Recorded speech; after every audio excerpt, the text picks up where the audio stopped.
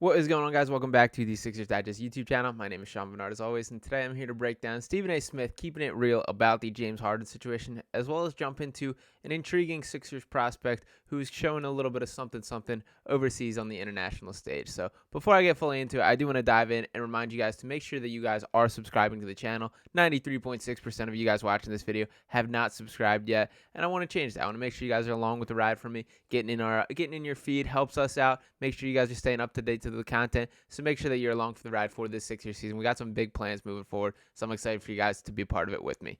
Now let's dive into the topic of the day. Obviously, the James Harden situation has been the story of the offseason when it comes to the Sixers. We've seen opinions from just about everybody on this. We've seen James Harden himself taking his own hands, seen some Daryl Morey whispers, some reports from Mona Shelburne, which I broke down in detail that you can check out on the channel. But for now, we got Stephen A. Smith jumping on board. So I'm going to jump up with this quote that took place on the Club Shay Shay with Shannon Sharp there, and Stephen A. Smith said, quote, "It's not like you're a champion making these demands. You've no championships to show for any of your efforts. You got everything you wanted. They gave you everything but a pacifier and a bib."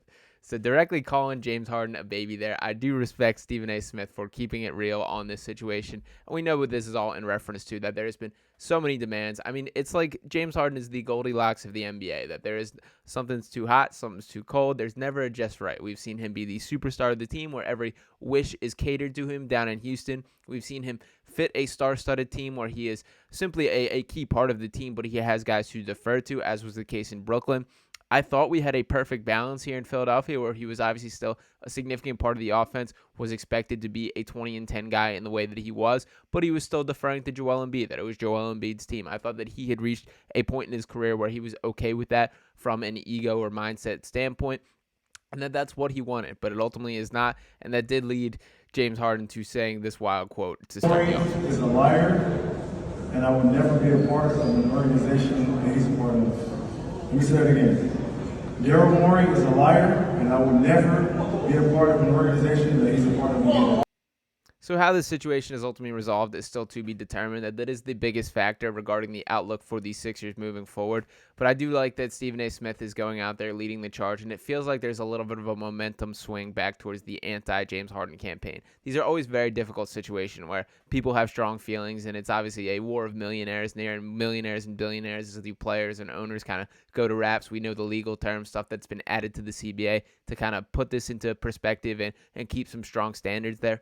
But I do think that in this specific situation, everything's swinging back in a little bit of an anti-Harden way. And the biggest reason for that is, number one, I feel like this does not get brought up enough in the context, is he opted into his player option. That, yes, I understand it was his way of getting the most guaranteed money, and I don't think that he would have got that on the open market, but he chose to be in Philadelphia, that he opted in with the intent to stay with the Sixers. And yes, he could have said that I want to be traded, I'm only opting in to be traded, but the bottom line is that there was no guarantee, and I find it impossible to believe that Daryl Morey looked him in the eye and said, "I guarantee I will trade you if you opt in." I just don't think that's a conversation that happened. And obviously there's some he said, she said to this. But I do think a lot of this is James Harden throwing a hissy fit because he doesn't have legs to stand on. That the reality of the situation is he's under contract. The Sixers are not going to get fair market value back for James Harden, who, even with all the complaints and the frustrations, is still a very above-average NBA player and a guy that can contribute at a pretty high level. One of the greatest playmakers across the entire sport, a guy who can still catch fire for stretches of time. He's a good player. He's a helpful player, and the Sixers are only going to move on to him if they believe that they're improving their championship chances. I don't see a legitimate option of that happening, which leads to now this hissy fit and this staring contest and this ultimately unwinding in a way that probably negatively impacts both the Sixers and James Harden. So we just have to watch this play out, but I do like that Stephen A. Smith is kind of leading the charge and standing on his head there. Now, to switch gears, I know that there's been a lot of buzz about the FIBA World Cup. We've seen some highlights. Team USA obviously did not get the win, a ton of noise about that, and it sounds like it's waking up the big dogs that it could be these superstars out in full effect for the 2024 Olympics. But for now, I want to point out a different game, a guy not in the U.S., and that is Filip Petrusev, who played for Serbia throughout the FIBA. Showed a little bit of signs of life. He's a guy that the Sixers officially did bring over, that he is on a full-time roster spot for the Sixers this year. And I'm going to start off by showing a little bit of highlights here. Buteric back to Petrusev. That's short. Nope, that's good. Wow. They're just nailing it. Buteric back to Petrusev. That's short. Nope, that's good. Petrusev gets in for the dunk. What a great move.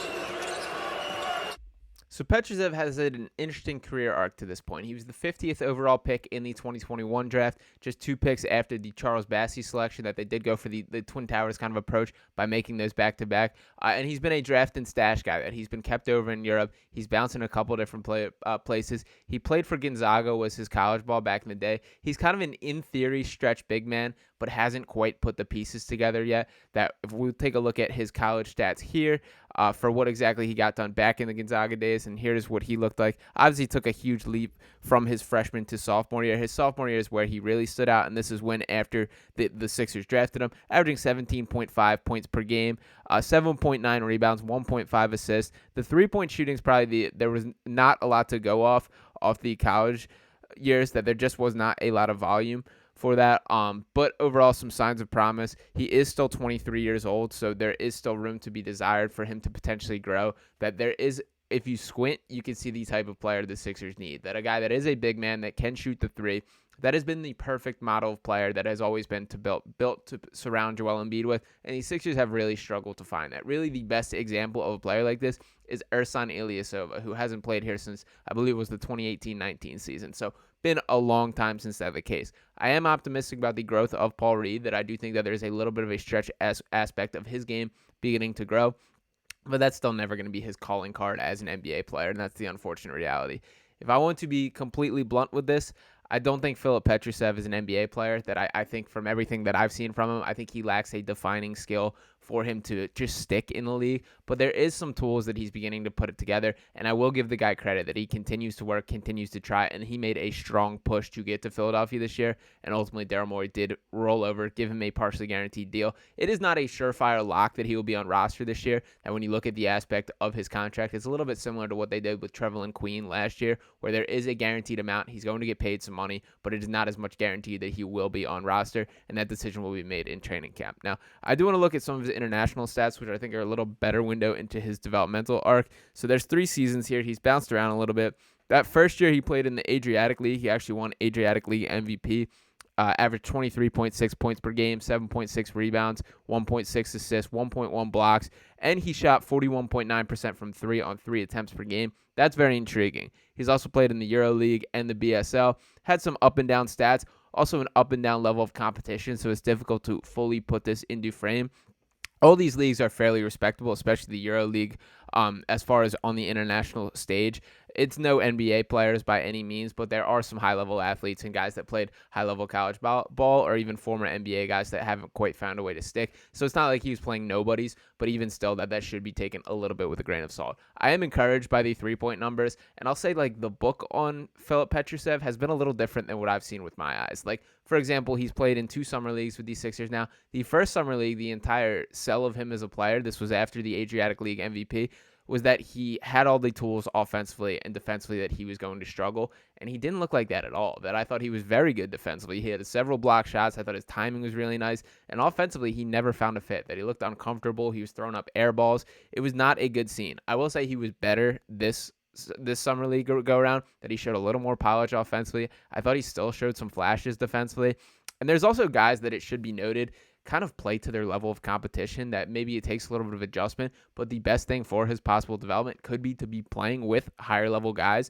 that there are guys that just that's how they operate, that they kind of are chameleon-like in the way they fill their level of competition. So I guess maybe that's the hope with Petrusev, is that you squint, you look at it. We know there's been a Montrezl Harrell injury, so there's kind of a door open for him to clinch a roster spot. I know that there's been all the jokes about 1 million centers coming on the Sixers this year, and they still have, obviously, Joel Embiid, Mo Bamba, that Paul Reed is going to be around. PJ Tucker is going to play some small ball center at time. But Petrusev does have a chance to cling to the roster. I do think the Montrezl Harrell injury works in his favor quite a bit.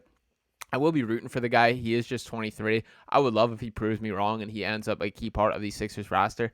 I don't know if I see that to be the case. If I'm being completely honest, I think it's more likely that he never plays a true minute for the Sixers roster than it is that he plays a significant role. But for the time being, he has shown his stuff in Europe. He's looked good on the FIBA stage, and the Sixers have to be satisfied with all of that. So training camp right around the corner now, under a month to go. So we're going to be kicking up in full gear. We'll see what we have with Petrusev at that point in time. But for now, I do appreciate you guys tuning into this video, watching. Make sure to drop a like on the video. Drop a subscribe to that channel, ring the bell so you're not missing out on any content, and drop a comment. Let me know what your expectations for Petrusev are. What do you think of those Stephen A comments and your overall prediction for the James Harden situation? So once again, thanks for watching, and I'll talk to you guys next time. Peace.